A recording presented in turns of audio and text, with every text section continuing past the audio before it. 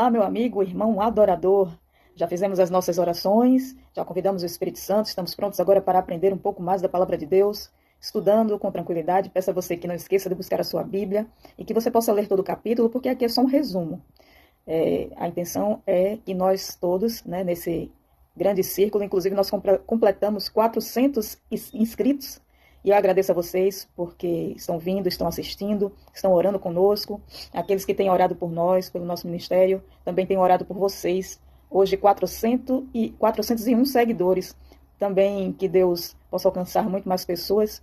Oro por aqueles que assistem, mesmo que não estejam inscritos, e que a palavra de Deus chegue a outras pessoas. Então, sempre antes de estudar a Bíblia, que possamos fazer nossa oração e convidar o Espírito Santo para nos ensinar. Aí a gente vem, estuda a Bíblia, estuda a palavra, depois vem aqui, comenta, conversa aqui comigo, vamos trocar ideias. Compartilha também esse canal com teus amigos, traz mais gente aí para adorar ao Senhor, estudando um capítulo por dia, de maneira fácil, linguagem simples, agradável. Vamos trocando ideias aí, deixa também teu like.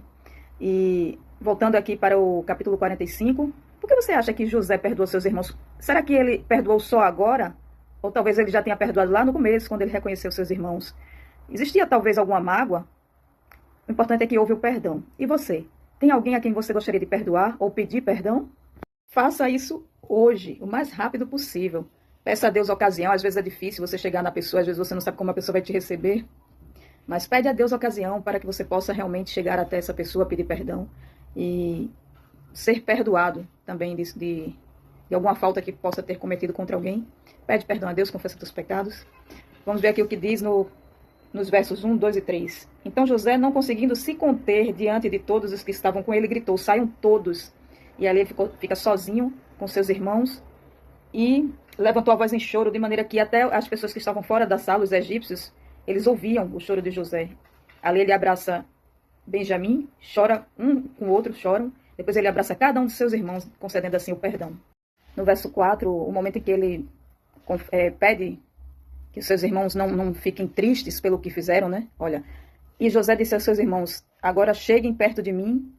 E eles chegaram. Então lhe disse, eu sou José, o irmão de vocês que vocês venderam para o Egito. Agora, pois, não fiquem tristes nem irritados contra vocês mesmos por terem me vendido para cá, porque foi para a preservação da vida que Deus me enviou adiante de vocês. Então, nesse momento, José, ele diz o que houve, né? Mas ele mostra publicamente e claramente o perdão. Não fiquem tristes nem irritados. E aqui ele reconhece que Deus transformou aquela situação que poderia ter levado José à revolta, a ter se afastado de Deus, foi justamente Deus preservando a vida deles. Veja que história extraordinária. E José mais que rapidamente manda buscar seu pai. E aqui tem uma prova de que José já havia perdoado seus irmãos há muito tempo, que estava tudo planejado. Veja o que diz aqui no verso 10.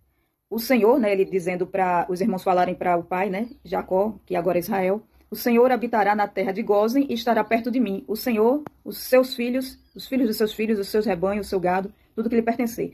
E aí você vê que o perdão já havia sido concedido, porque já havia a cidade onde eles deveriam habitar. Então os planos estavam feitos, o perdão já tinha sido concedido. Só faltava agora os irmãos confessarem a culpa, né? Que foi aqui no capítulo anterior, você vê a história de Judá. E José publicamente demonstra que eles estão perdoados. Faraó ouve que os irmãos de José estão no Egito. E no verso 16, veja que maravilhoso. Verso 16, fez-se ouvir na casa de Faraó estas notícias. Chegaram os irmãos de José. E Faraó e seus oficiais ficaram contentes com a notícia.